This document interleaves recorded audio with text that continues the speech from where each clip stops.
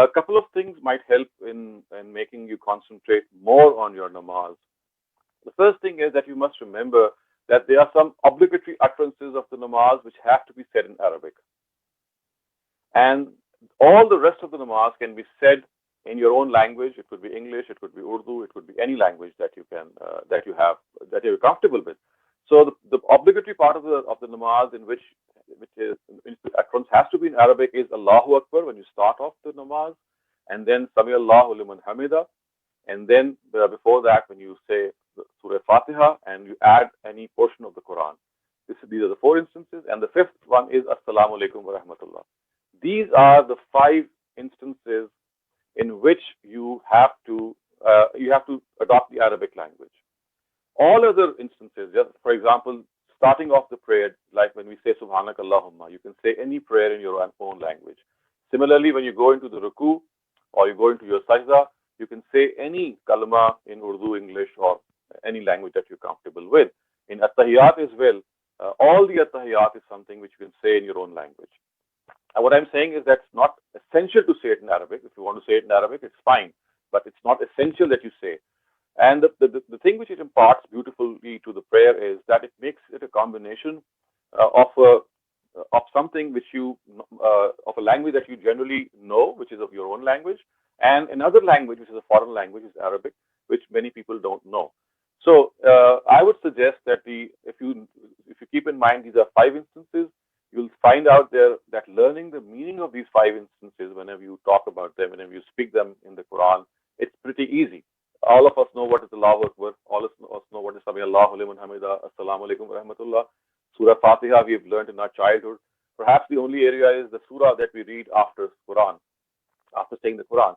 So if you just have a fair idea by reading the translation, you'll get to know that the surah that you are reading. And then, of course, the rest of the namaz can be said in a local language, in any language for that matter. And this would actually make you much more focused, because when you're speaking in your own language, it is much more understandable that your focus is really there. The second thing is that you, as I said, that must also realize that the obligatory part of the prayer, I mean, they were once the utterances, then again there are these rakats, what you call the rakats. They are the first rakats, which of course are 2 of Fajr, 4 of Zuhr, 4 of Asr, 3 of Maghrib, and 4 of Isha, which are obligatory. The rest is all, if you have the time, if you have the urge, you can pray. Otherwise, the mandatory part of the salat or mandatory part of the namaz are just the first rakat, so that once you're through with them with full concentration, you see the lesser you have, the more concentrated concentration you'll have, especially in the presence of the fact that there's part of the prayer that you can say in your own language and part of the prayer that you have to say in Arabic.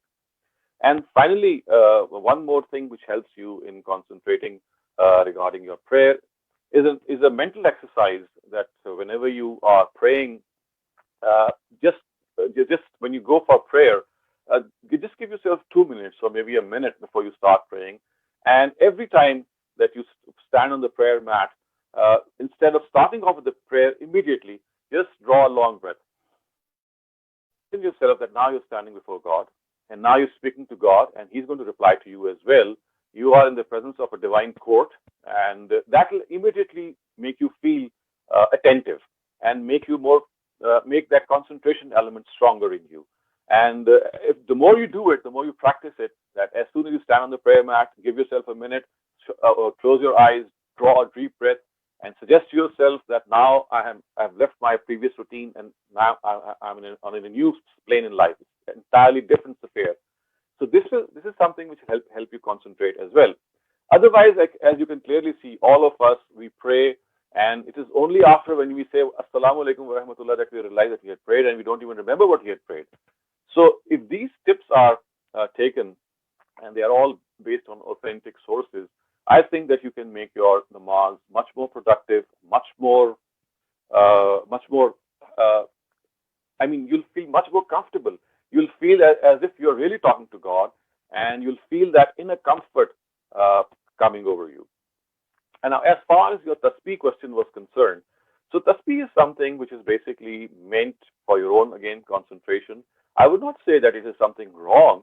I would just only say that whenever you're doing that, you have to be more careful, more attentive. It should not just be an exercise of your tongue, because tasbih is something that should originate from your mind, that you're saying something. And whatever you say must be some meaningful sentence. Often what we say in tasbih is like Ya Salam, Ya Salam, Ya Allah, Ya Allah. These are incomplete sentences and they have no meaning. So you must say something which is complete. And if you have to say it over and over again, so you don't have to repeat it a lot of times, maybe just 10 times, maybe just one tasbih, and slow it down. Every time you utter that word, imagine the effect it should have, because you know the meaning.